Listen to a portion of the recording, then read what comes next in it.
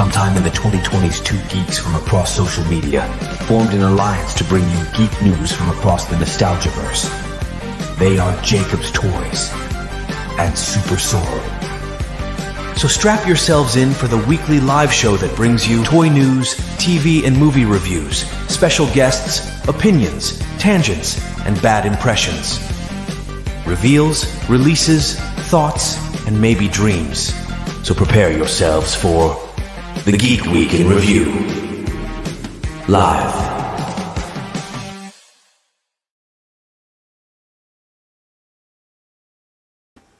Hello and welcome to the Geek Week, episode 149, with me, Jacob's Toys, and of course, the wonderful one and only SuperSorrell. This week we are talking about the 90s. Thank you very much for tuning in. Let's do the quick little bit that we always do. If you're watching live, join in with the comments. We're going out across a bunch of different platforms, so wherever it is that you're watching, doesn't matter, just join in with the comments. We'll do our best to throw them up on the screen. If you're watching us on catch-up, like we know a lot of you do, Sorrel, what is it they need to put in the chat? Hashtag catch-up crew. Oh, I like that. Well, look at that. You're down with the kids. Hashtag. Mate, do you know what I've been watching this week, mate? I've been watching The Circle, so I'm kind of like, all about it. So, hashtag mind-blown emoji. Okay, we're going to get a lot of, like, visual representation. Visual exactly, mate. Here. That's cool. There's loads of people in the chat already. Let's just give a couple of shout-outs. Emma O'Neill. Hello, SuperSorrell. How are you doing tonight? I'm good. Ezra Gantos, Todd Weld, Sean the Sheep, Luna Spring, my favourite online persona name. He's in the chat. Hi, how's it going? Started with a click. Shelley is there. Andy Roberts is there. We've got Bethany Beth in the chat. We've also got Figure Fan 36 saying, let's go. Addy H is in the chat as well. Andy Roberts just said, how's it all going? For the love of the 90s, this is going to be a good show tonight. Yes, we are hoping so. We are going to talk about computer games, toys, television, movies. We're going to go deep dive on the 90s stuff. But before we do need to talk a little bit about some of the stuff that's happened in the week. There's been a couple of drops. There's been a couple of things announced. Have you picked up anything? Have you got any pickups this week? Yeah, but I think before we do that, do we not need to bring in the other person who's sat in the wings waiting to come in tonight? Hang on, we've got a guest? Yeah, man. We didn't tell anyone. It was like super secret and last minute, but, we've got a dude.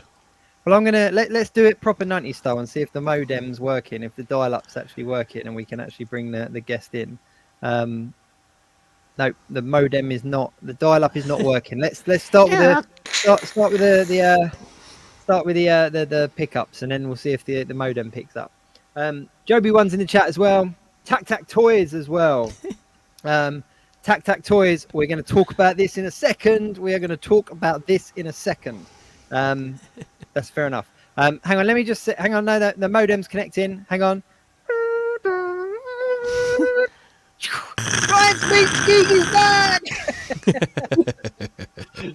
We got Ryan in for a 90s show. How you doing, Ryan? Yeah, good guys, yeah? Yeah, good, man. Very good, man. Good to have you back on a Geek Week. It's been a while. It has been a while, and it feels like only yesterday. Except for now, I've got a different background. My background's changed. It's all good. It's all good. Andy Roberts straight in the chat. Yes, Ryan. Fire emoji. What's the fire emoji thing? Bethany Beth's losing it. Oh my god! Click, Ryan. Yeah, well, we couldn't do a 90s show without asking Ryan to join us because let's be honest, it's Ryan. Andy H. The 90s. Watching numbers just dropped. Oh, I've really missed that so much. But no, we couldn't do a 90s theme show without reaching out to Ryan and going, you know what, Ryan, you're free tonight. Do you want to jump on board? Because you're pretty much still stuck in the 90s.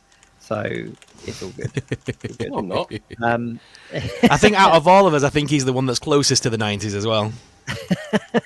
I was born in 1990 and I lived in those glorious 10 years. Fair enough. Let's talk quick pickups. Let's talk pickups. Yeah. What did you get, Sorrel? Oh, yeah, because you didn't get anything this week. Did you not get anything at all? Other than you... I got my Transformer, my Fan Home. I got a bunch of those, but there's not really anything I can show because it's all away in the cabinet. But yeah, I've got some of those that kept me busy this week.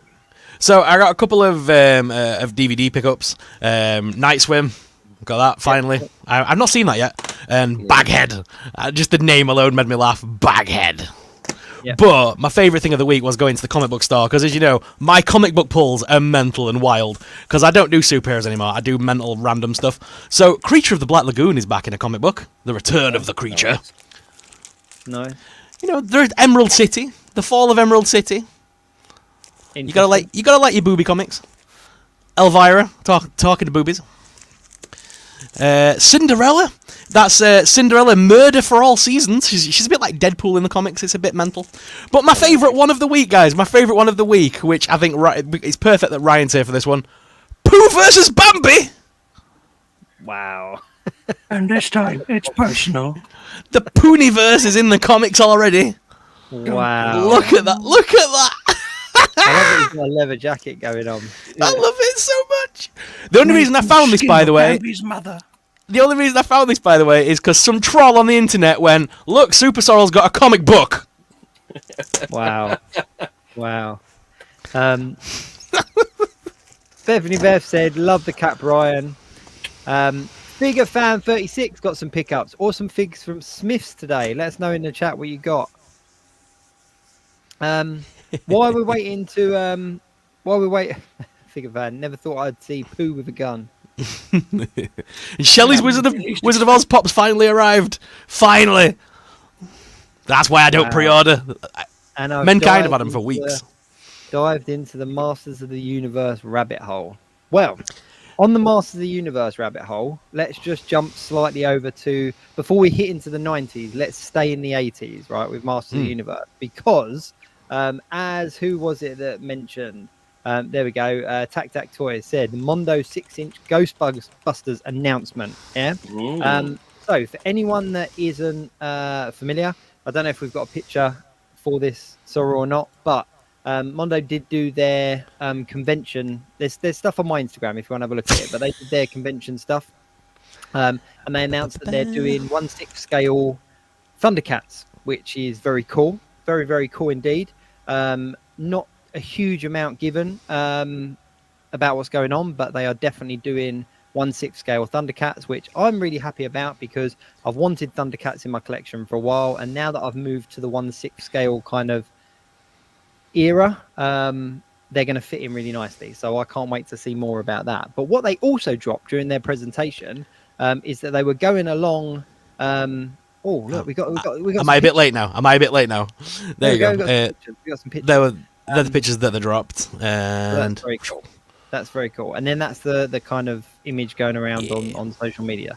But during their presentation, and you can have a look at the presentation on online, they were showing some things at the end, and basically just talking about some reveals and stuff like that.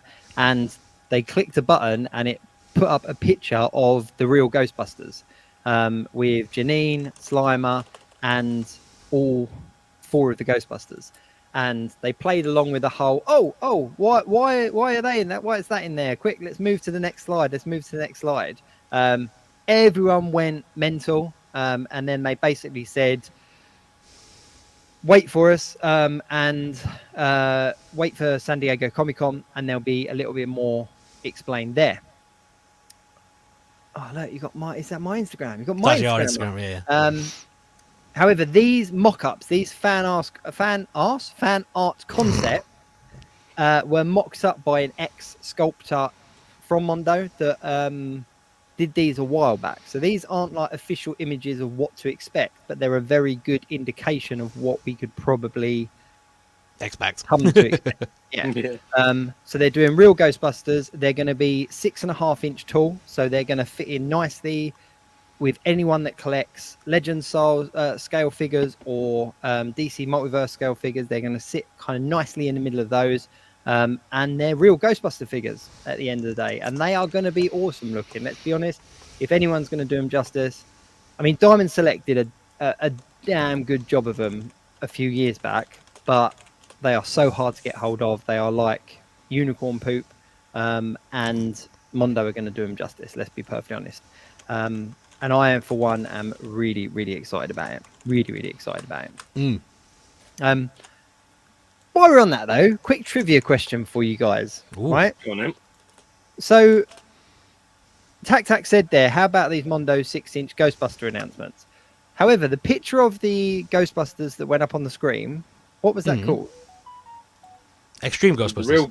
Real Ghostbusters. Real Ghostbusters. All right. Do you guys know why the cartoon was called The Real Ghostbusters? Yes. Nope. Do you know?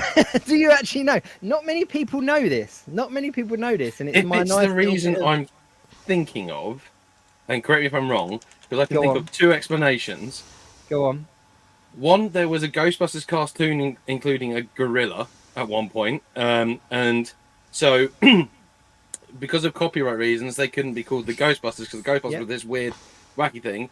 The That's other it. reason why it kind of works as a bolt-on to the trivia is because in the Real Ghostbusters cartoon, one in the early episodes, they all come out of the cinema having just seen the Ghostbusters movie, and the guy who plays Peter Venkman makes a joke about the fact that they can't believe they got Bill Murray to play him. And fun fact, the guy who voiced Peter Venkman in the Real Ghostbusters voiced Garfield, which Bill Murray, who played Peter Venkman, then later went on to voice. Yeah. And thus, circle is complete. But it was. The funny thing is what's his name? I forgot his name. Who's Winston in the films? Winston Zeddemore is No. Michael Winston. No, Something like that, innit? no, Michael Winslow's Police Academy. I got that completely wrong. Ernie Hudson. Yeah, Ernie Hudson. So he actually went forward for the voice of Winston in the Real Ghostbusters and didn't get it, which is absolutely mad. But yes, the first thing you said there is what's correct. So basically, there was another cartoon out at the time that was basically a group of paranormal investigators that drove around in a car with a giant gorilla called something like Johnny the Gorilla or something like that, or Eddie the Gorilla. And it was called Ghostbusters. It was a Film Nation cartoon that lasted for like a year. I think it was like 86 to 87. And it had toys. Peter Cullen, funnily enough, the voice of Optimus Prime, was a voice actor in this Ghostbusters cartoon, right? So it was a big deal at the time, but obviously it came out just before Ghostbusters became a cartoon, became an animation. So when that came out, they had to bolt something on to separate it, and basically just called it The Real Ghostbusters, which is throwing shade. Let's be honest. It's like, I see your Ghostbusters cartoon, but we're going to call ours The Real Ghostbusters. So yeah, there you go. A little bit of. And when we get to the 90s, we'll make them extreme. Yeah, that's what everything in the 90s was extreme. Let's be honest. Talking the 90s, shall we move on to our subject matter of the night? Let's jump straight in. The 90s. The 90s. The you know what's most scary about the 90s? It doesn't feel that long ago, but it really was. Yeah, It's come back. It's now come back around. All the kids think it's cool. I know. My kids think the 90s is cool, and I'm like, what? This was like 90s was like a couple of weeks ago. It's like I'm sure I've got a letter here dated the 90s. I had to explain to someone at work the other day what the save icon was, and then I had to explain what a floppy disk was, and you can see where this rabbit hole went. Oh, insane, isn't it? Insane. I was explaining to my kids that back in the 90s, I had to my computer studies, my IT lessons were basically how to save onto a floppy disk and how to position your hands on a keyboard so you can effectively reach the keys. And they were like, "What?" And I was like, "Yeah." Yeah. When we did IT, it was like, "Can you open a Word document?" Well done, class. That's great. Now can you turn off the computer because that's all we can do. Yeah. Yeah. But yeah, PowerPoint. so the 90s. Have you ever heard of Star Wipe? Can you? So this. See if you remember this one. Can you fix the contrast by twiddling the thing at the back of the monitor because it's got a stick in the back of it? Do you remember those monitors? That's Jesus. Although you couldn't unplug them very well because obviously you had the plug and it had two screws on the back. It was like they were that paranoid that people were going to walk around yanking cables out the back of the screen. Now they're just like, go for it, HDMI, wireless, whatever. But back in the day, that was a fear. That was a real fear that required screws. We had to be careful. Cable management was a big thing in the 90s. man, we need to do a show on the 80s because I need to talk Spectrum and Commodores where we used to put our cassettes in to load our games up. And we were like, yeah, we want to play that game. I'm going to load it up and come back in 40 minutes when it's ready. But anyway, sticking on the 90s.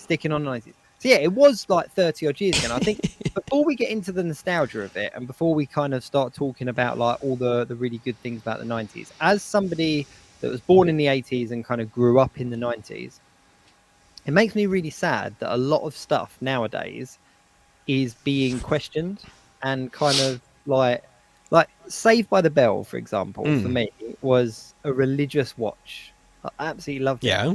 But there are whole websites and YouTube channels and stuff that are dedicated to how bad Saved by the Bell is in regards to like different types of shaming and different types of like, you know, and it was like, whoa, it was just the 90s. That's how it was. Like that's how school was in the 90s. Like they're not making it up for fun. Like that's how it was. Like, you know, so but it's a reflection of the times, and I think there's always a danger with stuff like that because even if it's like for example, like it's not 90s, but Carry On films, people say that they definitely shouldn't be on TV anymore and that, but it's a really big part of history. And if you watch something knowing what the context is, like Aladdin now has a warning message at the front of it, like Disney's Aladdin. Realistically, that's not the one that should have a warning message. But you know, the anime one had a warning message, and it's like I kind of feel like I get it, and maybe that's the better way to do it. Is just have a message, just say like, it was the 90s. You know, this is what we did, rather than going pull it, destroy it, remove it from history. Well, it's like originally the Beast had a tattoo on his arm. The Beast had a tattoo, and then they digitally removed it in future. I think it was even when it got released to DVD in the 2000s, they digitally changed it. But back in the 90s version on VHS, the Beast had a tattoo on his arm, and Disney got rid of that. So I mean, it's insane what gets changed over the years. Well, us tattooed guys are thugs. You know that. I mean, Aladdin, they had to change the lyrics to the opening song. Yes, they did. That's the famous one, isn't it?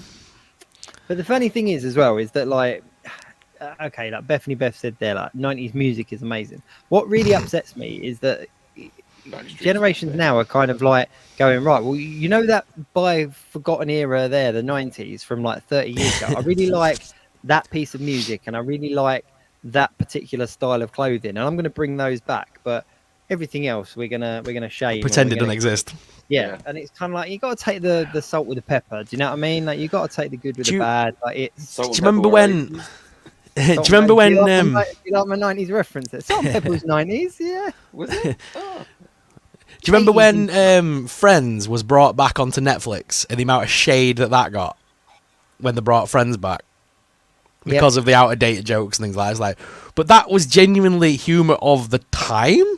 Yeah. And obviously, it's like looking back. It's like looking back at the 70s when you're a 90s kid, and you would cringe and you think, "Oh my god, can they really get away with saying that?" And now you look at our childhood and people are going, "Oh my god, can they say that?" It's just one of them things, isn't it? It's as time moves on and things change. See, my eldest daughter absolutely loves Friends, and she watches it religiously because it's on Netflix. Absolutely loves it, but watches it as an old program. You know what I mean? Yeah. That's crazy. Yeah.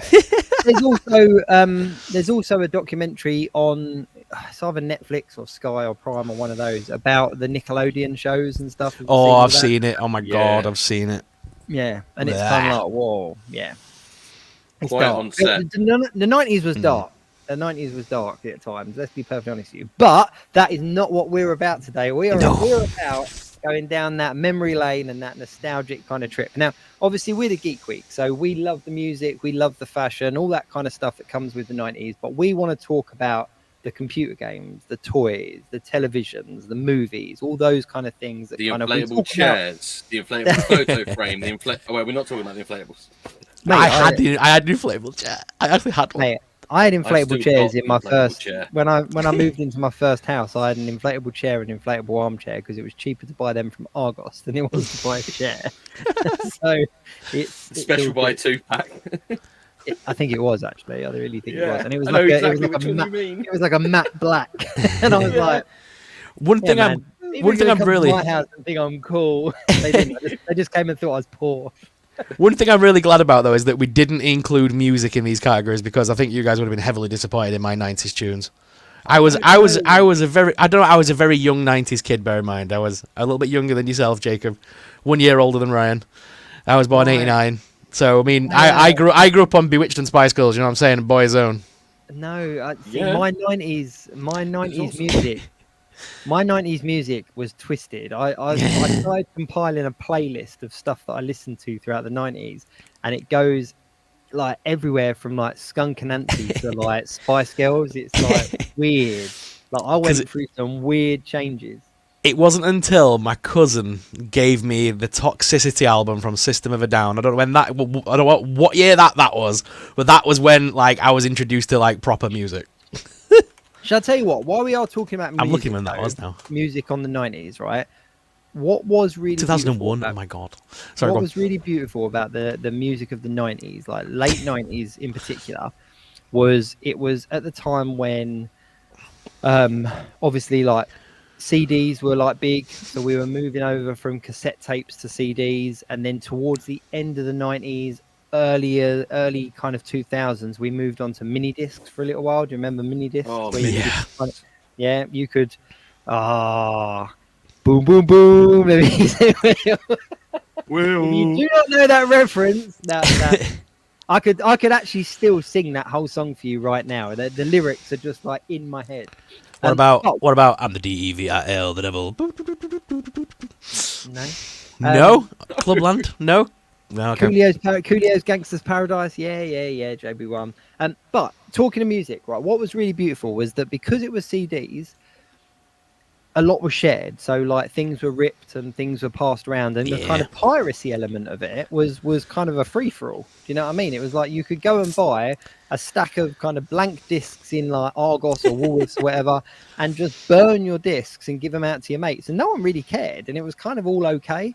But because of that, you ended up with albums that you would never necessarily purchase yourself. Yeah. And so I was introduced to things like Green Day and Offspring and stuff like that I never would have actually kind of come across naturally, but was introduced because someone was like, oh, look, here's a copy of Dookie. And I was like, oh, okay. And that became like my Bible for like a year. You know what I mean? Like, so it was things like that I think was really, and it's kind of a lost thing Mate, now.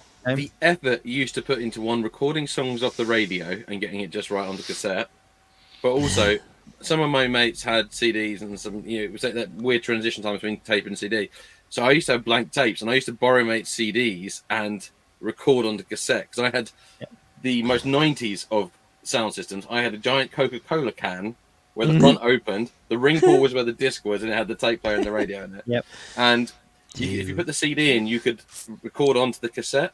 And I spent a lot of time curating that and writing in the tiniest micro handwriting on the labels of the cassette, or sitting there reading the cassette lyrics. When you had the little pamphlets that used to fold out. It seemed like honestly, it was like the Marauders map. It just kept going and going and going. My favorite was though that I'd get given an album on CD, and it was kind of like, this is by Blackstreet, for example. Like, do you remember the Blackstreet album with No Dig? So I got given that and knew every song on there, word for word. Albeit the words weren't correct because I didn't have an internet to go and Google the lyrics. So it was kind of like whatever I thought the words were to the song was what I was writing down and learning. But because it wasn't my album, I kind of designed an album cover for it. And then when I kind of later on found out that it was called this and it looked like that, I was like, oh, it's not quite as good as I imagined, or like this is a lot better than what I drew. Like, Has this group never heard of clip art? Like, what's going on? Cliff I'm Art. talking, Jesus. Ryan, you know me better than that. It was hand drawn. You was mate. hand drawn near you, isn't it? Yeah, it was hand drawn. I got my pens out and my pencil. But yeah, so there we go. Anyway, let's move on. What to about? music. Oh, Go on. I'm gonna say two. If we're on about music of the 90s, I've just got to say two words: Chef Aid, the South Park album. Oh wow! Very good. Why do you stop dressing me up like a mailman and making me dance for you? That is a scarily good impression. And can we have a thing where we do a special episode where Ash just talks like the whole time in a red jumper and a beanie hat? Don't, because people have asked me to do that on the internet, but I've been told that I could break the internet by doing the voice with the freaking costume on. I there can we see go. a new SuperSorrell special. But you see, you're sending me off on a spot. Do you remember Scatman John? Do you remember that? Mm-mm. Do you remember? No one knew what he said, but it was No. like up there for like weeks in the I might chart. have misheard the lyrics, but I'm pretty sure he was declaring that he was in fact a scat man. Yeah, and his name was John. Mm. So, yeah.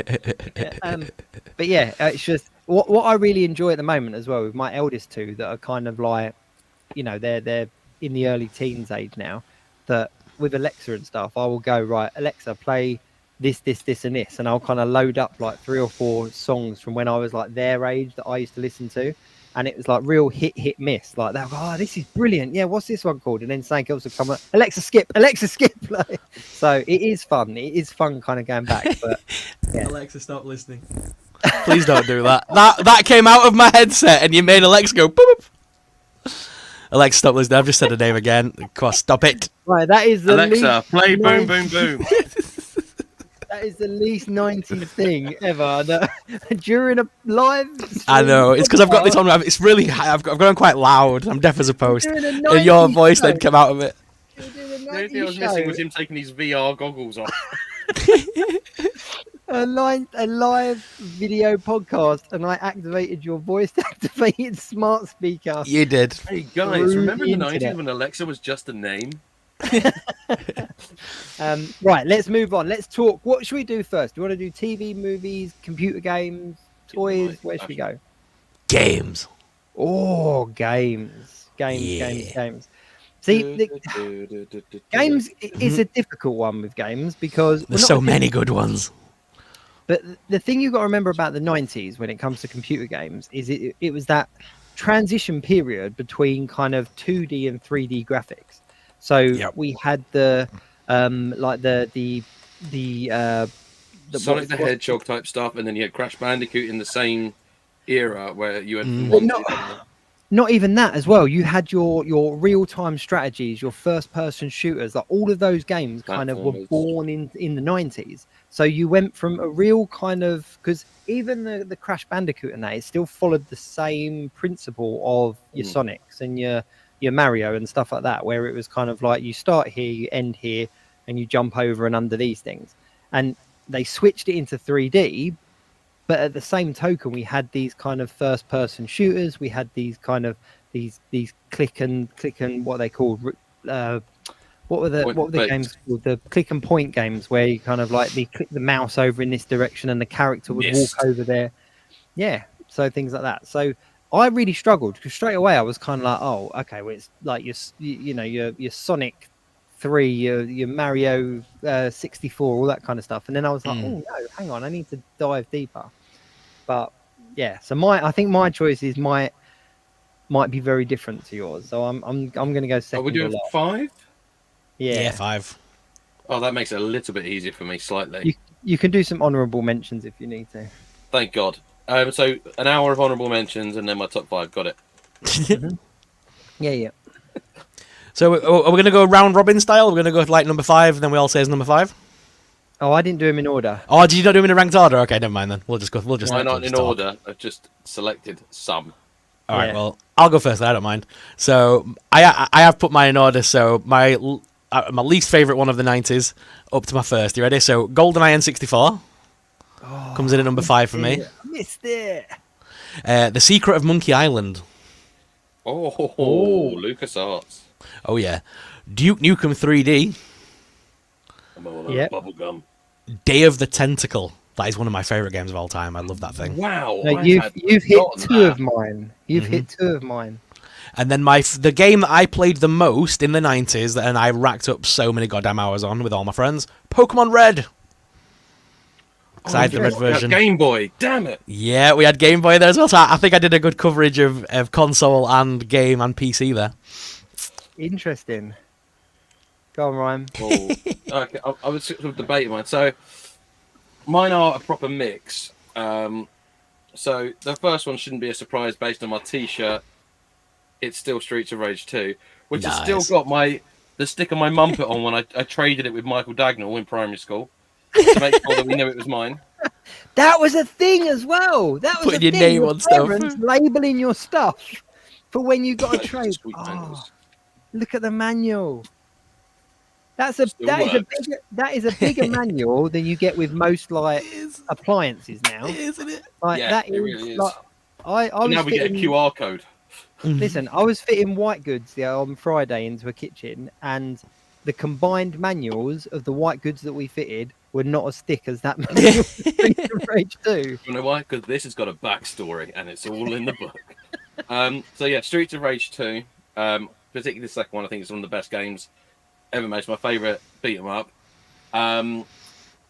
Crash Bandicoot 2 and Spyro 2 I've linked together because I think they are sort of intrinsically connected and they are brilliant. Like the first 3D platformers.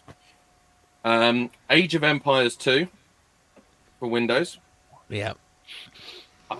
My favourite Star Wars game of the 90s was Shadows of the Empire Nice. on N64. Still mint in box. I play it. But you said about Game Boy now, and I'm like, oh. But I'll give it to actually because it was the first experience. The main spot I've given to Small Soldier on PS1, which sounds nuts, but it was. I can very clearly remember going into Curry's because Comets and Curry's used to always be next to each other in Jumpsford. Mm-hmm. And I went into Curry's and they had the PS1 set up, and I had only been playing Mega Drive at that point. And then suddenly I went up to the demo thing and there were Small Soldiers playing, and it was the first ever 3D game that I was running around a room. And it was this film that I absolutely adored, and it had this huge. And today the score of it is still very impressive because it's done by a full like Welsh orchestra. It's insane. So it gets that spot, and it's not even a particularly great game. It's a very good look. It's got a terrible shadow box, but it was just the experience of going like I've been playing Sonic, Streets of Rage, Road Rash 2 is probably the most 3D game I've been playing on the Mega Drive, and then suddenly here it was. I was running around a room, and enemies were shooting at me from all over the place, and it was just like as a kid, it was just like mind blowing. And my other last honourable mention before moving over to our good friend in the other box, Jacob's Toys, is Medieval. Because where I discovered my love of all things Halloweeny and Nightmare Before Christmassy, and it was just beautiful colours. And the thing is, I didn't actually play the full game until probably about 15 years ago, because my version that I played to death was on the demo disc that came with the console, Demo 1. In the little red envelope. So I played the same 2 levels repeatedly because I couldn't get it anywhere. Like Electronics Boutique didn't have it. Electronics Exchange didn't have it. So I just played my demo disc over and over again. In fact, I actually once made my parents get Domino's twice in 2 weeks because they were giving out 2 different demo discs. Not Domino's, Pizza Hut, sorry. They were giving out demo discs with the pizzas. Yeah, that was a thing. That was a thing.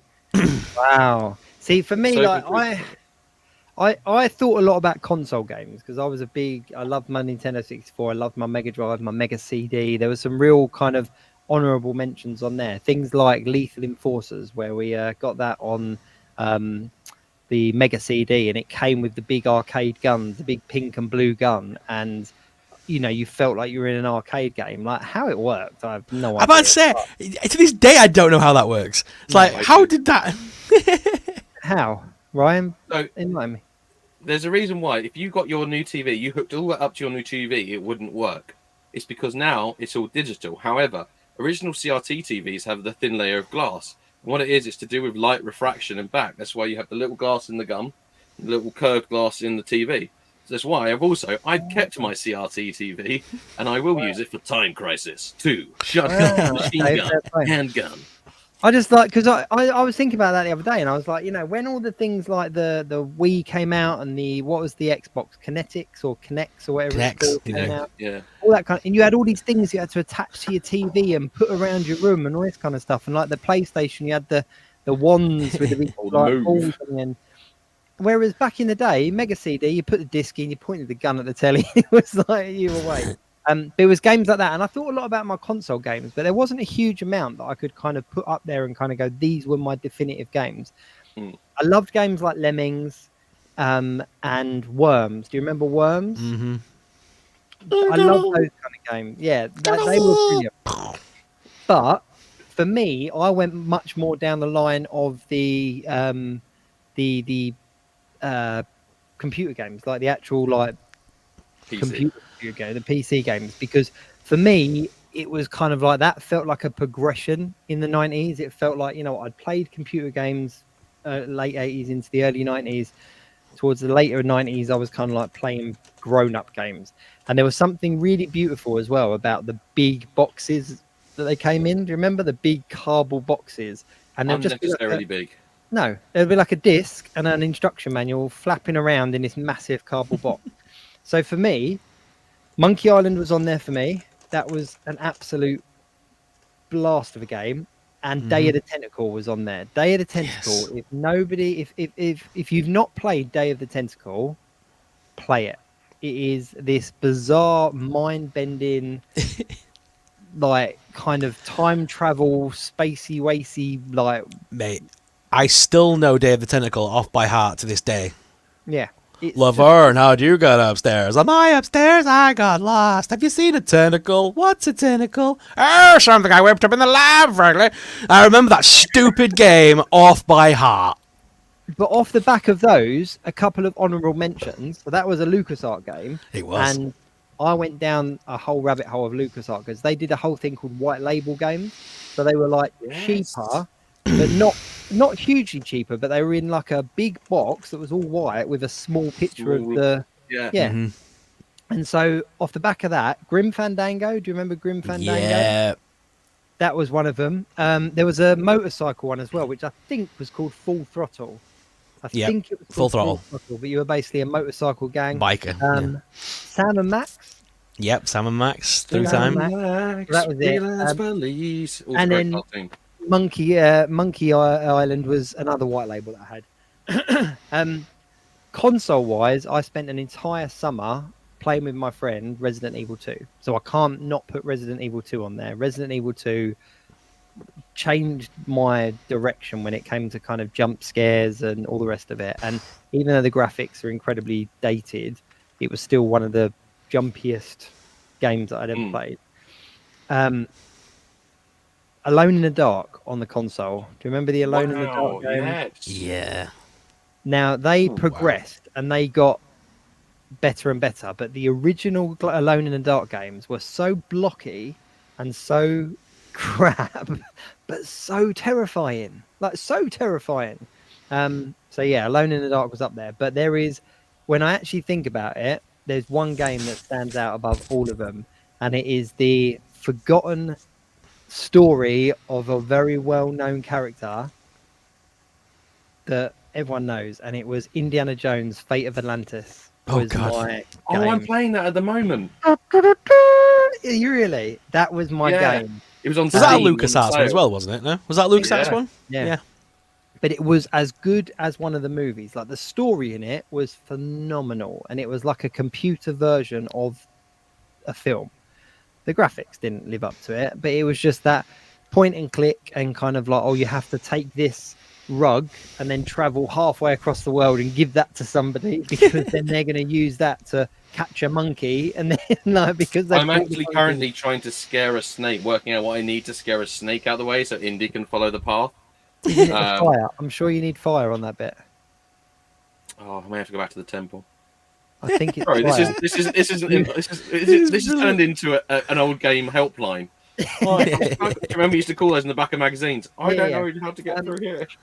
But off the back of Great that, choice. what I will say on games before we move off from games, do you remember Games Master on the telly? Yep. Whatever happened to those? Like, do you know what I mean? Like YouTube. a show. This. YouTube, yeah, became gaming, didn't it? But it was kind of like you would sit down, you would watch like an hour or half hour, whatever, of them literally kids in a studio playing a game, and the kids weren't interested in talking to the presenter. I was like, "What are you playing?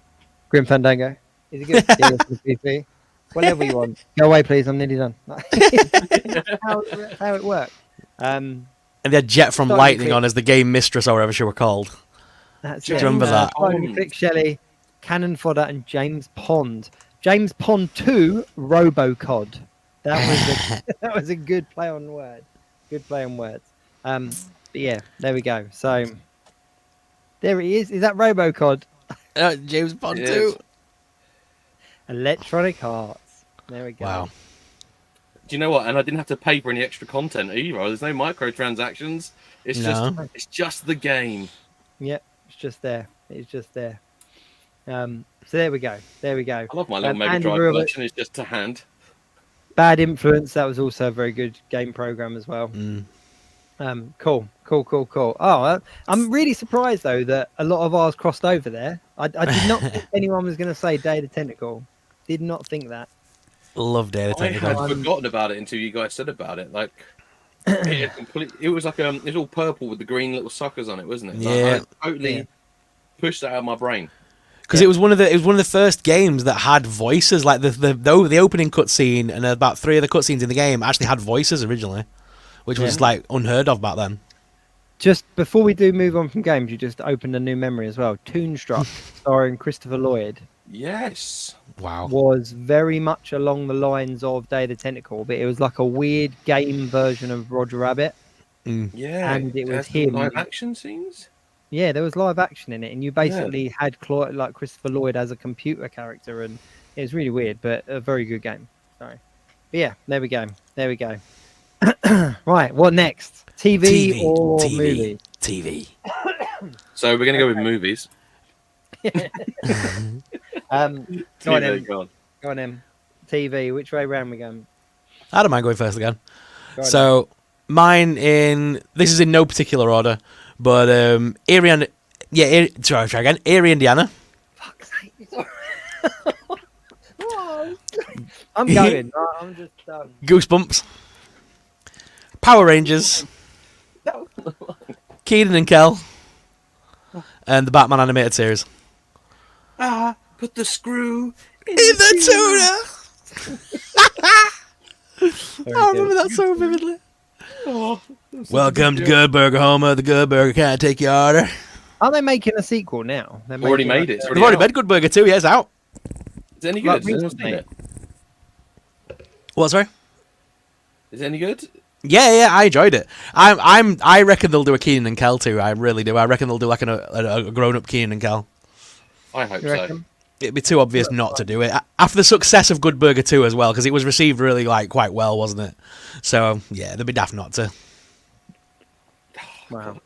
The problem is when we do a 90's show or something like this, it just makes me want to spend the next 5 days just living Binge watching. in the 90's. Binge watching, binge playing, binge reading. Now, I put Batman animated series on my list because obviously that was the introduction of Harley Quinn for me as well, which is like one of my favourite characters of all time. But does anybody remember the Warner Brothers shops? Yes. And you would go into the Warner Brothers store, and in the one I went to in Sheffield, they had the Batmobile, and you would basically get in the Batmobile, put like 50p in, and it would play an episode of the animated series. Oh, our one didn't have that. 'Cause we had one at Lakeside, Jake. Lakeside was the closest to me, yeah. And you would Yeah. basically sit inside. You like shut the door at the side, like the big, and you'd sit inside the Batmobile and watch an episode of the TV series. That's That was, like, actually my how favourite I thing. want to watch it now. It was the Sub-Zero episode. No, sorry, not Sub-Zero. Mr. Freeze episode. The one at the zoo. Yes. It was that one they were playing. It was like that on repeat, What a great basically. episode. Every time you put 50p in, it just came back on. The store at Lakeside was literally like a Disney store, like with all the stuff off Yeah, the mine was. ceiling. And, Yeah. yeah, it was an incredible. Like, it The was teddy my bear bit favorite. in the middle. Yes, my favorite part of going to Lakeside as a kid was to just go into the Warner Brothers store. And they had like they had a big Bugs Bunny in like a tuxedo at the front to have your photo taken with. Yeah, that's it. All the big things. With your disposable camera. Yeah, with your disposable camera back then. Jesus. Wow. Go on then, Ryan. Oh. X-Men still is very hard to beat. Goosebumps was one of mine. Yeah. And Goosebumps, X-Men 97, by the way, absolute fire. So fucking good. So good. So yeah, Goosebumps. Oh, God, it is a tough one. I really liked the Sonic cartoons. There were two concurrently going at the same time. With Lil White with the voice, Urkel from Did I do that? He was the voice. Um, Gargoyles. Good shout. When I first saw that, because I got the first 5 episodes were done as like a movie, and I remember getting that from Blockbuster Video and being just like blown away. I thought it was the absolute coolest thing I had ever seen.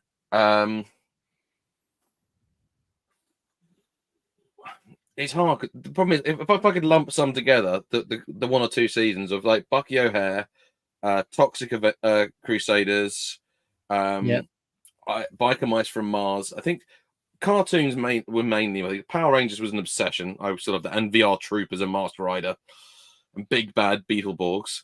But we just had so many good cartoons in the 90s. The things about 90s cartoons, well, some of them felt like spiritual successors to ones that were big in the 80s. You know, like your Ninja Turtles and Toxic Crusaders were blatantly like Ninja Turtles, sort of move like progressions. But you also had all the stuff re-aired from the 80s in the 90s. So you watched like, Transformers, like stuff we watched, like you almost probably watched some of it twice, because like you would have reruns of Ninja Turtles and Transformers the cartoon, stuff like a Mask, Mask Crusaders.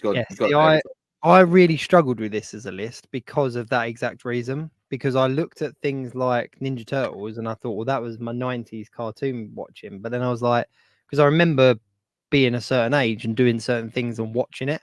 And I was like, well, no, actually, but I also previously watched it when it originally came out in the late 80s. So I was kind of like, well, I can't put that in my 90s because I watched it as a rewatch. I can't have that in my 90s list. But you're right. The successors to the 80s cartoons and the shows that they were releasing to compete with those reruns were massive.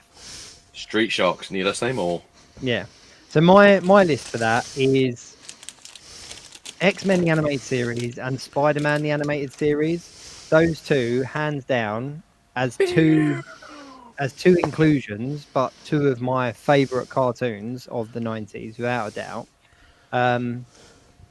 Erie, Indiana was up there for me as well. Yeah. I can't believe that you hit that. I thought that was going to be a real like sideways one.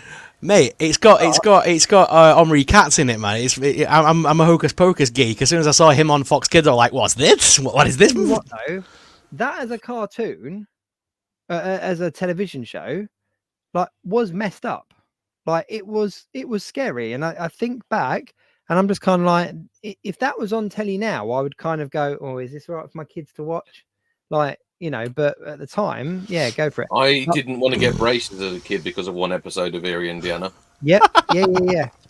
You know exactly which one I mean. I know exactly which one you're talking about. But as a sideways twist, because you mentioned Erie, Indiana, there was another show called Round the Twist. Oh yeah. Remember that? Round the Twist. I don't remember that. Have you ever felt like this? You know, remember that? Round the Twist. And they lived in the lighthouse. But strange things happen. Very weird show. Around the twist. Yeah. There was an episode of that called Little Black Balls where basically one of the goats just pooed loads, and it's on repeat in my Anyway, so Mighty Morphin Power Rangers, I have to put that down. There's no two ways about that. That had to go down. I watched that massively. Are You Afraid of the Dark on Nickelodeon? I can't not give that some kind of props there. But then there were also other shows as well that kind of got honourable mentions. So things like Gargoyles, Street Sharks, Dinosaurs. Mm-hmm. Yeah. Let's be honest, the Dinosaurs was a big one. Traumatized Amazing. a lot of us with that season finale episode. Even though we all knew it was coming, like emotional damage. But because of being a bit of an artist and everything like that, I loved the shows like Art Attack that was out there. And I just don't think we have YouTube tutorials and stuff like that, but there was something really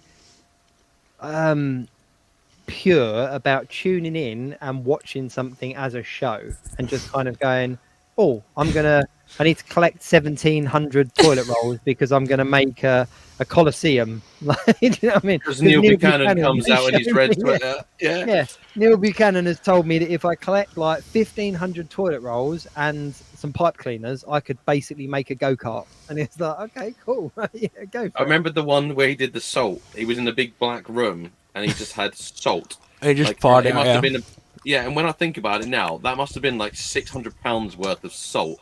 Like there's a Tesco somewhere that basically had no salt for 3 months because Neil Buchanan had gone in just to draw a rabbit from a great distance in salt. And you're like, brilliant. Yep. Actually, you know the white horse, you know the famous chalk thing on the Yeah. the first thing when we saw that when I was a kid was like, oh, it's like Neil Buchanan did with the, an heart attack. My dad was like, Ryan, this is definitely quite a bit older than heart attack. Than heart attack. But standing in front of it, this is heart attack. Do you know what I miss about 90s TV though? Go on, Em. The mascots. So Zig and Zag, you know, I think, and like I remember I was lucky enough to have Sky as a kid. So I mean, we had Sky 1, and on a Saturday morning it would be DJ Cat. Yes. Do anyone remember DJ Cat? Yeah.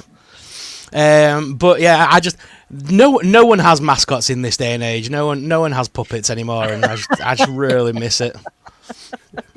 What I will say though, because you mentioned Sky there, is that what my next point to 90s TV was going to be was that towards the later 90s, that's when we got Sky TV, which was still like when it came out, but I was a little bit older, and Cartoon Network blew my mind. Fox Kids.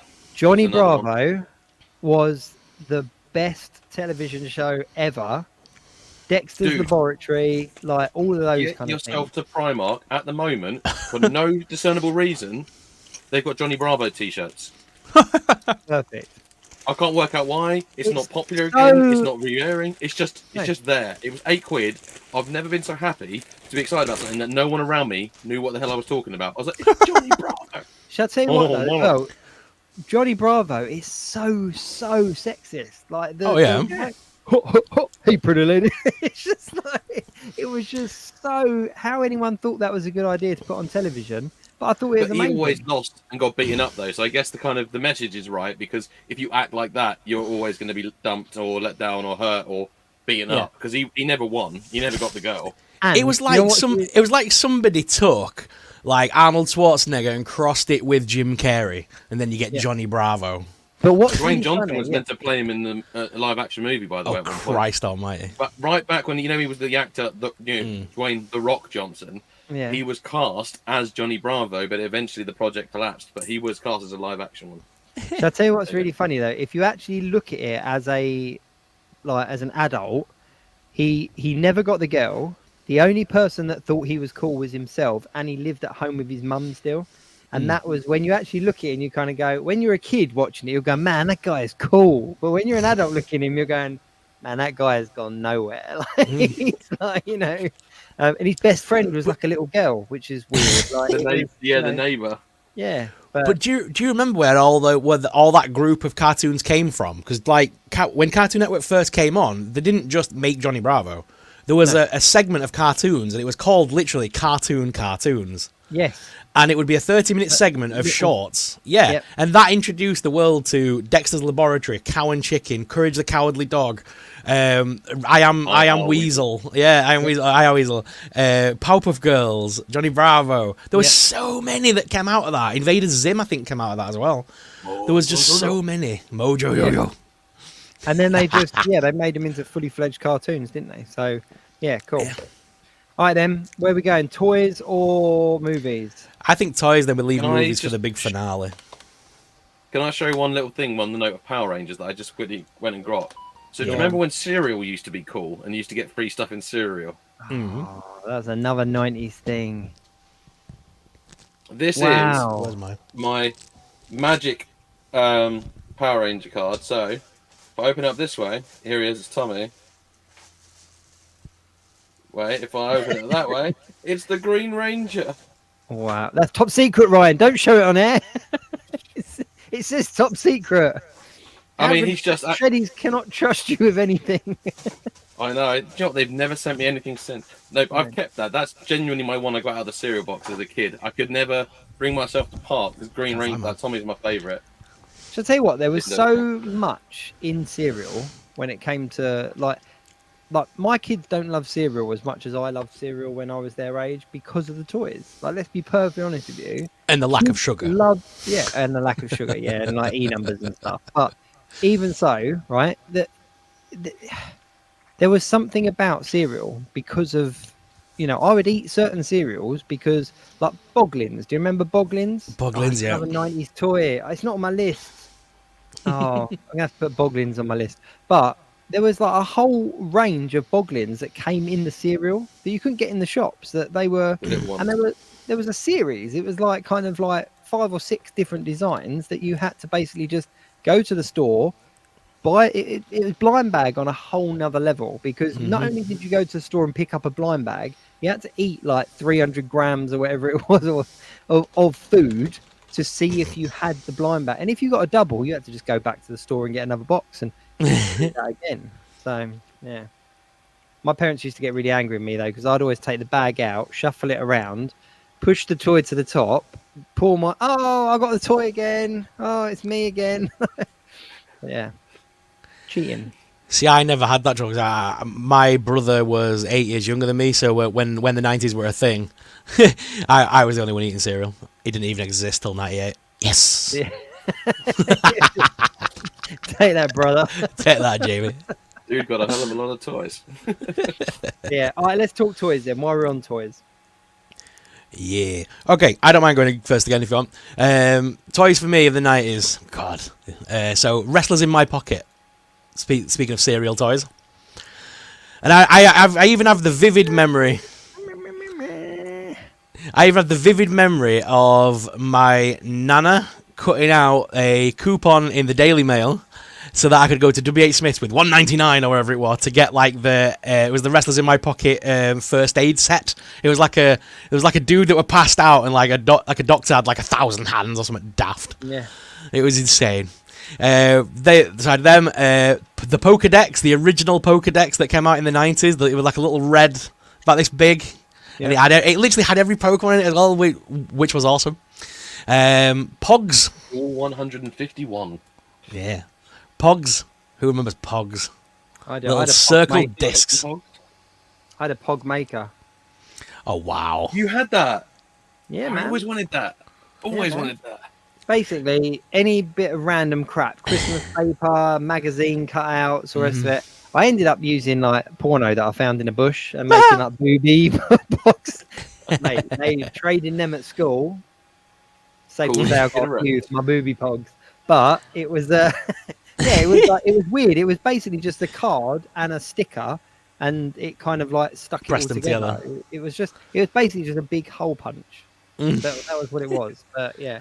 And I remember it. I vividly remember it. Like you had to push it down and twist it, and it made that noise where it kind of stuck it together.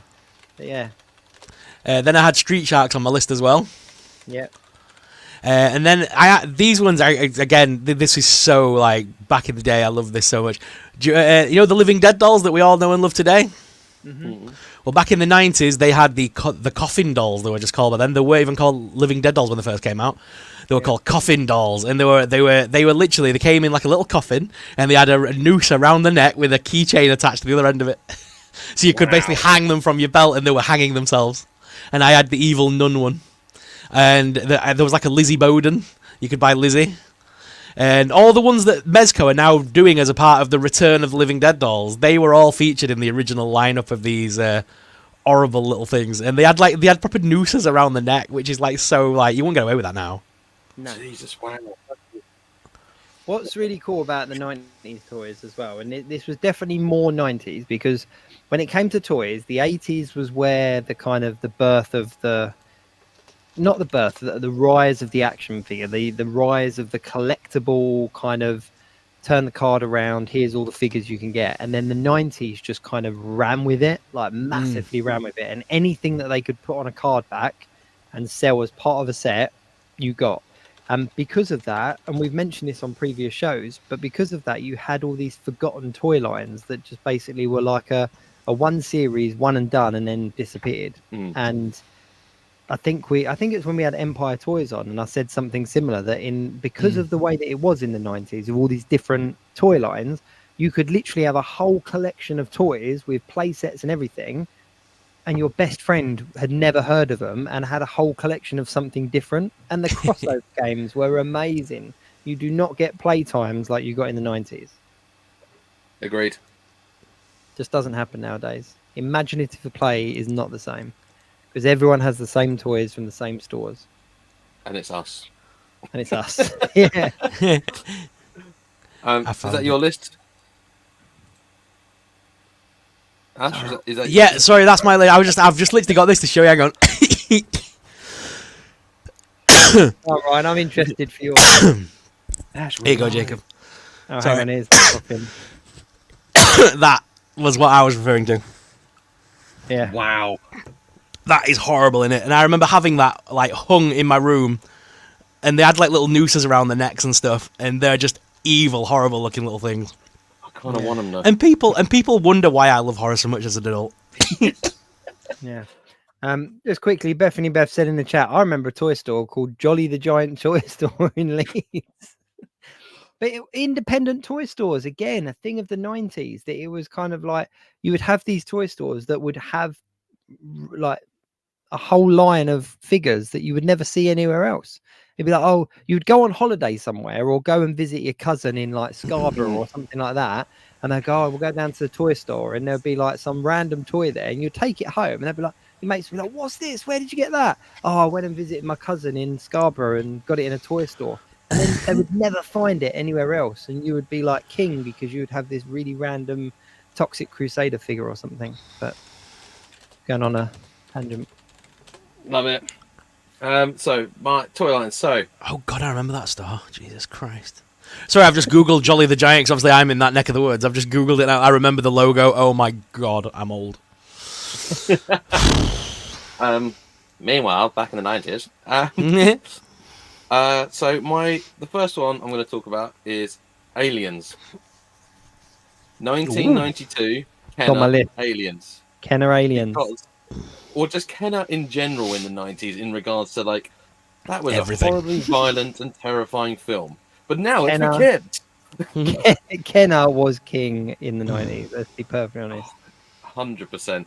That toy line, because when you were a kid, all the creatures were instant bad guys for any other toy you had. Mm-hmm. Any alien you got was like, right, that's Biker Mice from Mars are going to beat that up now, or that's going to be a creature in Star Wars. That's going to be, a Ninja Turtles mutant. That could be. They could be anything. Like, because I hadn't seen the film at the age of like 8, so I just had this cool monster toy. That's what I saw them as. But they were semi-translucent as well, which was always really cool. Anything that glue in the dark or was semi-translucent as a kid, I was sold. It didn't matter what it was from. I was like, I want it. I was the same with the Aliens. I hadn't seen the film either because I was even still too young at the time when the toys came out, and I only had one of them. But I remember the purple and green kind of card back, like it was phenomenal. And I think it was like Panther Alien or Lion Alien or something. And it was like a goldy orange color, and you could push it down and it kind of jumped or something along those lines. But yeah, amazing toy line. By the way, this is Tizer, just in celebration of the 90s. I am drinking Tizer. They still make Tizer. It's good, but it doesn't have anywhere near the numbers of E that you used to have in it. My next toy line, I've brought a little example. Mighty Max. Wow, I forgot about Mighty Max. Yeah. The awesome toy line that had the teeny tiniest of figures, but all the play features and the things in the world. I like that this one even has like a little drawbridge thing that you can. They all had like a function, didn't they? There was each one of them had something that was unique to it, like a bridge or a rope. This one has the rope goes across, and the dragon comes all the way out. The dragon. But I just thought, like, my sister had Polly Pocket, I had Mighty Max. Yeah. Like, that's the way it went down. And the funny thing is, everyone started getting in on it because then you even had like this, like Power Ranger Morpher, that opened up to be a whole play set. Wow. It was just the idea that you could have not just the figures, you could have like a whole play set so small. And the artwork inside those Mighty Max sets is just phenomenal. And the cartoon was equally phenomenal. That should have been on my list, damn it. So Mighty Max is going to be on there. I'm honestly really surprised that no company in this modern day world has basically made belt buckles from Mighty Max things. Yes. Who They were, had the like horror they heads would that sell, were that wouldn't they? big. They had horror heads that were that big. So yeah, that was on my line. Galoob Z-Bots is a bit of an obscure line, but I've got quite a few of them, and I absolutely adore them. Just little robots about this big, but they had all crazy different things, and they all had like chainsaw arms and missile firing faces and stuff. Yeah, totally impractical for war, but they looked awesome. Yep. Power Rangers as a toy line, having the Megazords was just one of the coolest, and I've still got the original one up there. I just think they are the absolute coolest thing. The original Megazord and Dragon Zord, just perfection itself. And probably the last one I'll mention for the 90s toy line, well, two actually, sorry, last two. Micro Machines in the 90s when they got the Star Wars license. So basically, I can basically encapsulate it in one thing: 90s Star Wars. 90s Star Wars toys were absolutely awesome and insane. Kenner started doing super beefcake versions of Luke, Lando. It was honestly, look at them; they look like He-Man, and they didn't. But they just released all the old vehicles from the Kenner line, and none of the figures fit in them because they were suddenly like beefcake. I mean, I can't do that. Surely our resident Cartman can do a better version of that. Beefcake. There it is. Yeah, all those figures. They just Star Wars blew up again in the 90s. So, and then Galoob started doing the Micro Machines of Star Trek and Star Wars. And that was awesome because you could have like a whole fleet of ships. I could have like loads of TIE fighters fighting loads of X-Wings and the Enterprise at the same time. Because, crossovers. But yeah, so I think that's my main list for what I absolutely sort of loved as a kid. And also Ertl Thomas the Tank Engine.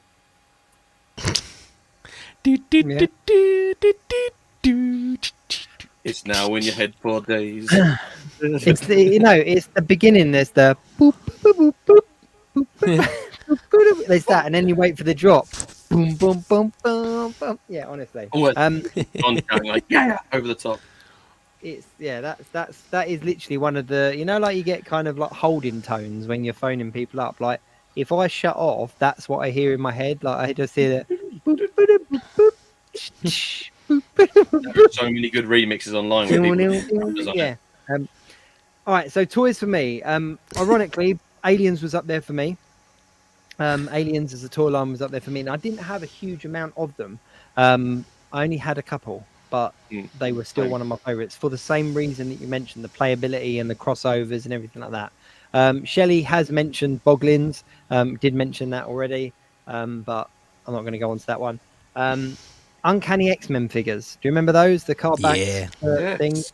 And you had the Sabretooth that had the constant face, but he had like if you flicked his chest and it span round, and you had the Wolverine claw mark. Yeah. I always wanted the Sentinel from that line. Yes, yeah. But each of the figures had something unique to them that represented their powers. A Magneto that was basically a lighter. Mate, 80s. See, that to me is a more of an 80s thing where you had the toys Flick that things. Included parts. But anyway, Caps in the back. Cap. We'll get to that in a minute. That was the RoboCop toys. The RoboCop toys had the cap things in the back. On that note, the Terminator figures, more Terminator 2. It was the Terminator 2 toy line. Still to this day was one of my favorite toy lines. They were just so. I think that for some bizarre reason, it was a film that I was probably too young to watch, but my parents had let me watch, and I was obsessed with, absolutely obsessed with. And the toy line just hit perfectly. So even though they didn't look anything like the characters on screen, let's be perfectly honest with you, like they didn't, like the T1000 didn't look anything like it, did it? But they had, I don't know if you remember this, but they had all the different toys. The motorbike was the go-to, but it was the lab set. The Flesh Generator. The Flesh one, yeah. When you got the exoskeleton and then you could peel it off. Mate, what happened to toys like that? Where you would make a toy. Like, I know we have things like Beast Lab and that stuff for our kids now, where it's slime in bags and stuff like that. But this was just like you made the toys and you peeled the skin off and and all the rest of it. Don't get me started on 80s slime, but we'll talk about that in another one. Infinitely better than modern day slime. 100%. It stained your hand for like a week. The next line, ironically, I know that you guys know that I started collecting again, but the Jurassic Park toys, I've finally got back into the... Have you seen these, Ryan? Yes. You've seen that I've got these, right?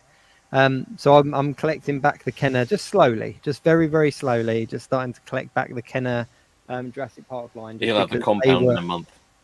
Yeah. But I think one of my favourites, so I've got Jurassic Park, X-Men, Aliens, Terminator, but one of my favourites, and I think I've mentioned it before, is a cartoon called Pirates of Darkwater. Yeah. And great toys. Yeah, the toys were phenomenal. The cartoon was weird. You can pick them up really cheaply on eBay now. Like, they're not expensive, and I'm debating kind of getting a collection. But there was just something really wholesome about them. And I think that because my parents picked them up at a market or a boot sale or something like that, I felt like I just kind of had them all at once. It was like one Christmas or something. And basically my presents were all of these Pirates of Darkwater figures. And they were like, oh yeah, this is a cartoon on telly. I was like, oh, okay, cool. And then I started watching it. I was like, we've got the toys. I might as well enjoy the cartoon. But yeah, that was mine. So, but for me, action figures and toys were much more 80s. And I really had to figure out what were 80s toys that crept into the 90s and what were 90s toys, because I think that for me, I was getting to the age where I didn't want to play with action figures as much as I really wanted to play with action figures, because it wasn't cool for my age. So things like the Power Ranger figures, I had a couple of them, like the flip head ones and stuff, but none of my friends did. So it was kind of like, well, I can't ask for these for Christmas because I'm too old now. I need to ask for a pair of jeans and some sunglasses. Do you know what I mean? So, it's just sad. You get to a certain age, you just got to let the toys go, man. You know, no, you just nope. Just can't just keep. You just can't keep playing with them at all. Me and my brother the other year, when my mum asked me and my brother for at Christmas for a list that she could, to get us some stuff, and neither of us were like, no, mum, no, it's all right, you don't worry about it. And then Christmas Day came and she bought us both like a pair of joggy bottoms, some socks, and like a dressing gown. And me and brother looked like we're like already all depressed, like, oh, it's Christmas. Where's the toys, mum? To this day, my whole family still, when they go abroad, they find me because I love them, these really stupidly cheap Transformers, normally called like Transmorphers or like Reforming Robot Man. And my sister got me one recently, and it's a watch, definitely designed for a child. It does not fit on me, however, it's the worst watch ever, but it's actually quite a cool robot. And the funny thing is, I'm in my 30s. This has been going on for like 30 odd years, and I'm very glad it's still happening. Yeah, man, hold on to that. It's one of the things that I massively regret the kind of I think that kids nowadays have got a really good opportunity where things are deemed as acceptable in that respect. Like, liking the things that like Pokemon is a great example, that you've got kids that liked it from when they were a kid all the way through to being adults and collectors of Pokemon, because it was acceptable to kind of stay in with that. Whereas kind of in the 90s, there was that real kind of transition where all of a sudden it wasn't cool. You had to let go of the kid stuff. And it makes me so sad that there was that kind of point where you had to pretend that you didn't like it, because if you liked toys and you liked action figures, you never stopped. You just pretended to your friends you didn't. And that's the really weird thing, is that looking back, we're all just sat around pretending that we didn't want to play with Power Ranger toys when really we all wanted to play with Power Ranger toys. But there we go. Before we move on, just one last thing on toys. You said your screensaver of the mind is Thomas the Tank Engine. Boop, boop, boop, boop, boop. Do you want to know what mine is? Yeah. When I'm not thinking about anything else, when my mind goes blank, it's going, Mr. Frosty, he's such fun, he makes drinks for everyone. Pop the ice under his hat, turn the handle just like that, swirl in a flavor that you like, a delicious lollies. That's nice. Yeah. That's what happens in my mind. That's the entire song. Movies. My one is first class windows. Don't deliberate. Chelmsford, 226688. First class, not the best. Call them up and you will see when you pay for your front ticket, your back done free. Yeah, man. That's a local legend. Yeah, we had up north. It was cold sealer coming, cold sealer coming, cold sealer coming down your way. Still here. My God. I just need to dial the modem up. Yeah. But yeah, let's move on to movies anyway, because we're running out of time, I think. But top 5 movies. My top 5 in no particular order. Bride of Chucky. Everyone knew that were going to be on there. Watched that far too young in life, to be fair. I think I was about 10 when I first watched that. Jurassic Park, the film that my parents took me to the cinema to see, aged about 3 or 4 and traumatized the crap out of me. Brilliant. That opening scene of shoot 'em, like, yeah, what's going on? Completely lost train of thought. The Mummy. Gotta love The Mummy. Again, I loved that film, but I remember my mum being like, should he really be watching this? And my dad's like, yeah, it's fine, it's like Indiana Jones. It's really not. That's how it was marketed. Yeah. That was how it was marketed. Hocus Pocus. Gotta love a bit of Hocus Pocus. My favourite film of the 90s, though, and it's still one of my favourite films to this day, Hook. Smee, why, now, Rufio. No, it's all about Rufio. Rufio! What? I mean, literally, I've said this before. I grew up and I wanted to be Rufio or David from the Lost Boys. That's where the spiky hair comes from. That's where the leather jackets come from. I wanted to be Rufio so bad. You know what is beautiful about that film, though, and it's not on my list, but it is hands down one of my favourite all-time films. But what I think so beautiful is that film is, as a kid, you watch it and you're like, Rufio is the GOAT. Like, he is the guy. I want to be Rufio. Mm-hmm. But then as you're an adult, and especially when you've got kids, you're like, Peter is amazing. Mm-hmm. Like, Robin Williams' portrayal in that as the kind of distant father and the forgotten Peter Pan and all that, like, it's just beautiful. And it's just one of the best films of all time. There's no two ways about it. There will never be. Go on. George Lucas and Carrie Fisher are in that movie. Mm-hmm. Yes. Yeah. So is Glenn Close. So that's a couple. Yeah. Yes. But as a remake or a reimagining of the Peter Pan story, I say it now, you can quote me on this in however many years, there will never be one as good as Hook. No, never. Ever. I never saw it. See, that's funny because I never saw it as a reimagining. I saw it as a sequel to the Disney film. As a kid, in my mind, that was a sequel to Peter Pan. Yeah. Well, when I say reimagining, I mean it's like reimagining the story, idea in the story. Yeah. Just very, very quickly, Jenko T said in the chat, I don't care what any of you say, in the 90s, Batman and Robin was so good. Yes. In the 90s, Batman and Robin is still so good. Like, yeah. It is I will defend that. And Jenko said Jumanji as well should easily make any top 5. I think Jumanji gets up there. Yeah, God, Jumanji. Jesus. Without a doubt. Anything wrong. There's so many in there. Small Soldiers as well. That ain't even on my list, but yeah, that's another amazing movie.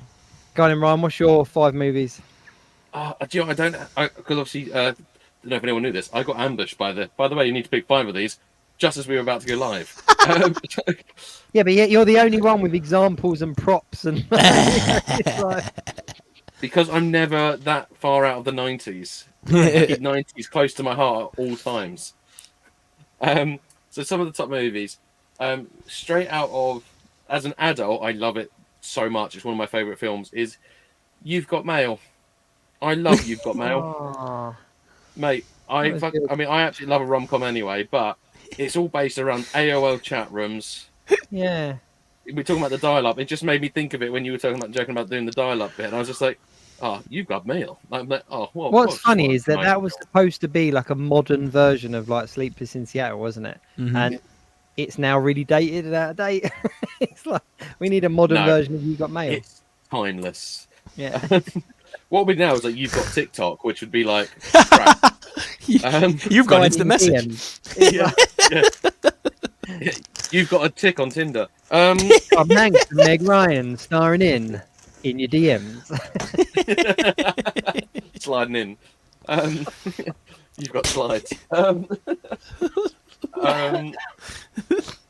I think 90s Disney as a whole is one that should be sort of just encapsulated and kept and protected forever. Yep. Lion King, Aladdin, just so many good, solid Disney animated films. Rescuers Down Under was one of my favourites.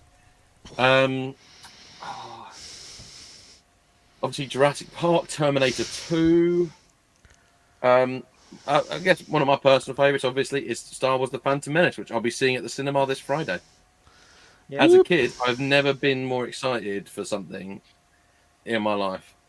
Blade. There you go. So Blade, I actually saw the anniversary showing of that, which made me very depressing when I saw what the number anniversary was, in the cinema again recently. Whilst the CGI blood has not quite held up, the rest of the film, phenomenal.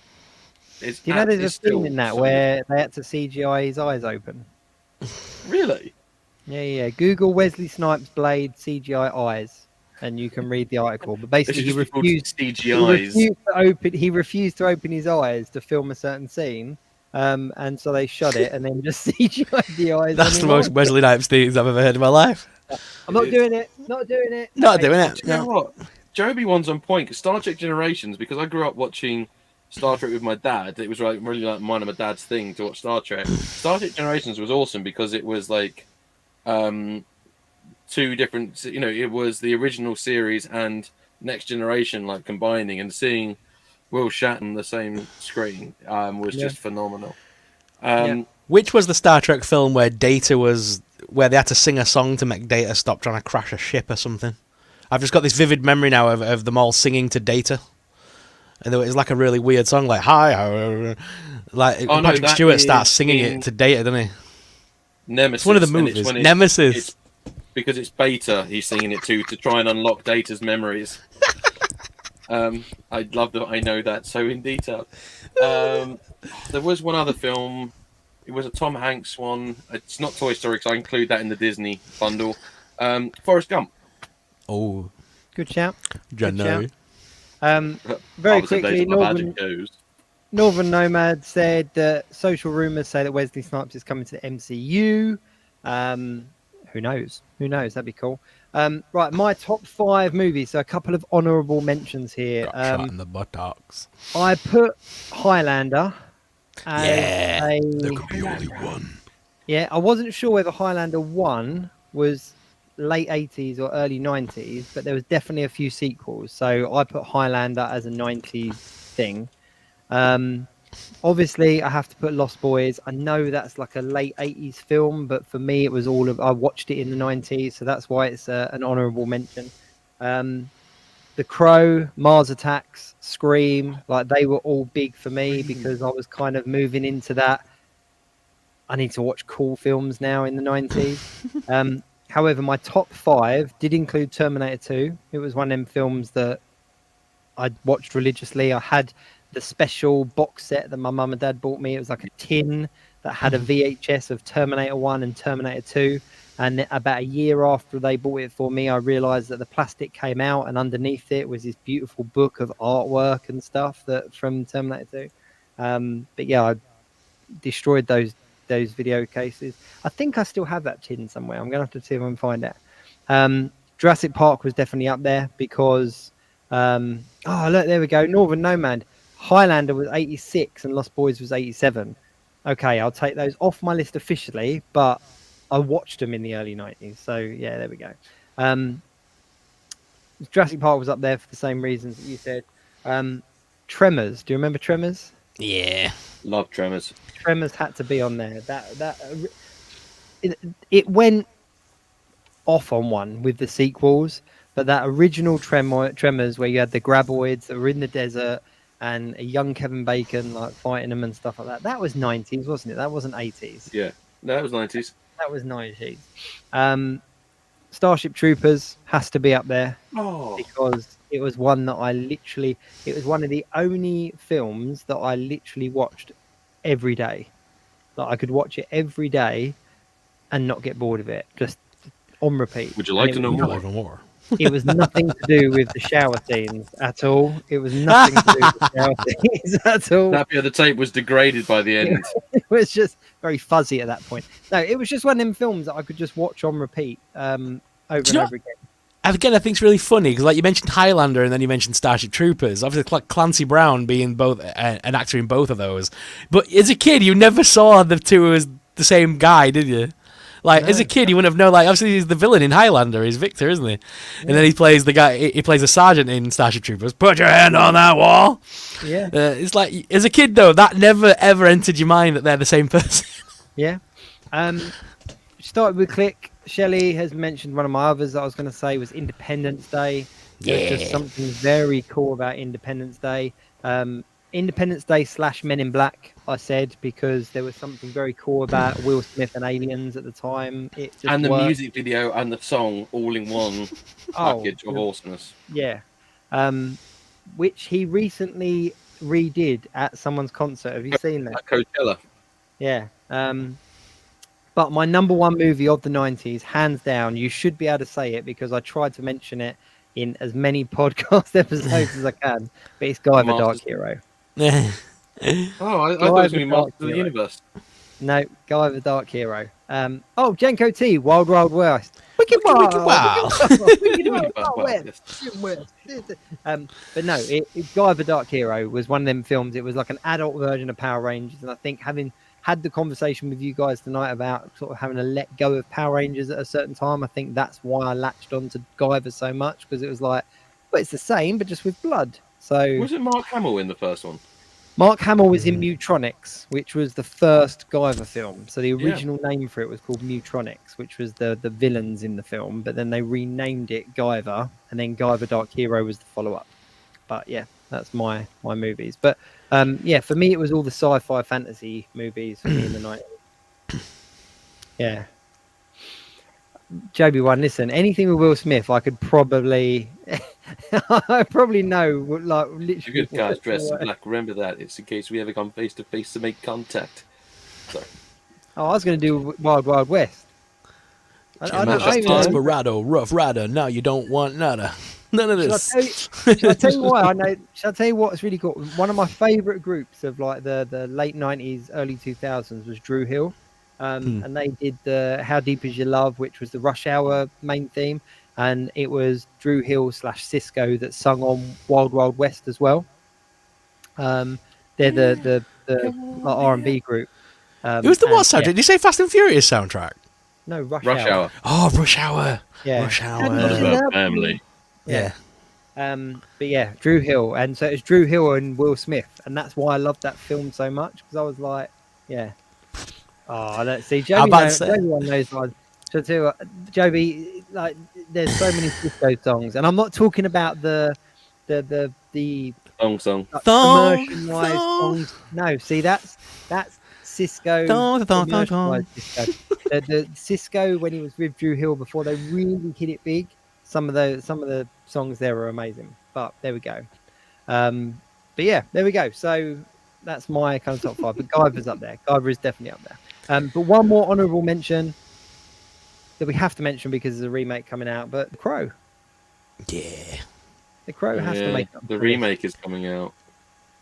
It wasn't a film I watched in the 90s though. I didn't see that till a lot later because I remember when it would be like late about mid 2000s when I'd go uptown and I'd be able to afford like a VHS tape off the market and they'd be like £3 for a VHS or something daft. And I started picking up all the films of like the 80s and like early 90s on VHS, and that's when I saw The Crow. I didn't see it till a lot later, but it did heavily influence my teenage years of wanting a long leather jacket along with The Matrix. Can't lie. Yes. I did that when I rented from, and Jake will remember this, it was Prime Video across from Zeus nightclub. I rented The Crow and I got ID'd for it. And I was like, I'm old enough. It's like, clearly, was not old enough. Like, a pen, like Sharpie beard. Yeah. Yeah. No, The Crow for me was the late 90s film that I watched over and over again. And you know what? It was 30 odd years ago, so I'm seeing this remake as a reimagining, as a different version. As I'm trying not to look at them as two and the same. Yeah, I'll give it a watch, but I'm not like, the same way that we're getting hyped about the Blair Witch remake because it's being remade for a new audience. this is how I'm looking at this. I'm like, you know what? If this crow can do what that crow did to these kids that they did to those kids back then. Oh, I thought you meant kill an actor. I was about to say that's a bit dark, Jake. No. If the crow can do what? Yeah. No, he's referring to the kids like me that like raided their mother's eyeliner drawer to get the eyeliner to do the crow line. Thinking I'm a badass. Yeah. Like a reject Alice Cooper walking down the street. No, this will probably just like inspire a TikTok dance or some crap like that. Crow, crow, crow, crow, crow, crow, crow, crow. There they go. So yeah, that's it. Cool. But in the 90s, shall I tell you one thing going through all this, and you'll probably agree with me with this, there was so much to pick from. Like I thought it was going to be a real easy kind of, it's this and this, but there was so much to pick from that trying to get it even into all into one show is near impossible. Would you like to So know that more? means it's going to be a sequel. Would you like to know more? That's a remake I would welcome. That really is a remake I'd welcome. Not even We'll a do another remake, one just too. just like another film in the universe of. Like they don't need to remake it, but just make another film in that universe, isn't it? Just Starship Troopers on a different planet. Well, Shall I yeah, tell you different what? sequels that exist. I would like them to remake it only because any additional film that they've tried to make, they've tried been to crap. shoehorn Casper, whatever his name, into it, and Johnny Rico is like somehow connected. It's like, no, just reset, hit the reset button, and just give us a new reimagining of it. Like, he doesn't need to be shoehorned into it. Like, let him go. Like, Rico's Roughnecks. He was very cool in the first one. Anything past that, it just kind of got a bit desperate. That's the end of the 90s. Jake's just brought the tone right down. There we go. We'll be doing a sequel on one of this, obviously called like 90s 2 Electric Boogaloo. Surely that's going to be a thing. The sequel to the 90s is the 2000s. Oh god. The noughties. The noughties. Yeah. Weird time. Actually, there was a lot of good stuff in the noughties. Actually, I'm There was saying that back. actually a lot. Yeah, it was a lot of good Yeah. stuff. We take that back. Sorry, noughties. But yeah, I don't know. I think we've covered quite a bit though, don't you? We could go on, but Is there any we're that not you going any to. bits that you've anything that you've thought of that you want to give a quick honourable mention to during the show, or do you think we've covered it all? I think I've covered it as much as I can without going on for a very, very long time. I think if I mention anything else, I'll start going off on another tangent because you know me, I loves me a tangent. I think there was just there was a couple of films that obviously were very. It sounds ridiculous now because it looks so bad, but at the time, do you remember when like the Iron Giant came out and everything that came out around that, and like how people were like praising it because it was the best thing ever because it was the first time like a live actor had done screen capture or whatever. It was Vin Diesel, wasn't it? Yeah. And then obviously after that, then we had the Final Fantasy movie, the first full length CGI computer animated movie, starring the very first completely digital actor. Yeah, that's weird. But it's the weird thing now because obviously everything's CGI and animated, and it's just to think back that was like a new thing and we were all excited to see it. It's just crazy. Yeah. Northern Nomad, Ryan, oh no, not breakdancing. There we go. Cool. So that kind of brings us to the close this week. Ryan, it's been great having you back just for this 90s chat. It's been nice to be back. It's been reminiscent of an old show, looking back at the 90s. We've tried to get to the comments, but obviously we've been on huge tangents, so we've not got to all of them. So we do apologise if we've missed any of them there. This was episode 149, which does mean that next week is our episode 150. Woo! 150. 150. And we've got a very special guest indeed coming in for our episode 150. Not Ryan, it is the Reluctant Adult podcast. They are joining us, the pair of them are joining us for our 150th episode, which should be a lot of fun. They do a very similar kind of thing to us, so it should make for some really good chats and really good tangents, and we're just going to kind of hit go live and just see where it leads. But it'll be our If not, episode it could end up 150. in a fight to the death. So there's only one left. I don't know how we'll fight virtually, but hopefully it'll just be a nice If chat. you not watch VR Troopers, Jake, there's always a way to fight virtually. Oh, Right? yeah, it's very true. Very true. Troopers, free virtual reality. Yeah, no, we do appreciate you coming in. Obviously, it goes without saying, but you guys know where to find Ryan over on his channels. If you don't already, go and give him a follow. He's a pretty decent guy. And I'm trying to give him the same treatment we'd give any other guest. But it's Ryan. As if you haven't been my friend for the last like 17, 18 years already. I know. But it's been very fun. It's been a lot of fun having you back, Ryan. We should do this again sometime. Yeah, I'm up for that. Cool. Yeah, so Sorrell, if they're watching us on catch up, what should they put in the chat? Hashtag catch up crew. Hashtag catch up crew. You don't have to do the fingers, but that's a very cool way of But it helps. But it helps. It definitely helps. Thank you very much for watching. Of course, it's been 149, episode 149 of the Geek Week with me, Jacob's Toys, the wonderful one and only SuperSorrell, and of course, our good friend Ryan Speaks Geek. Until next week, keep it geek. Thanks for watching.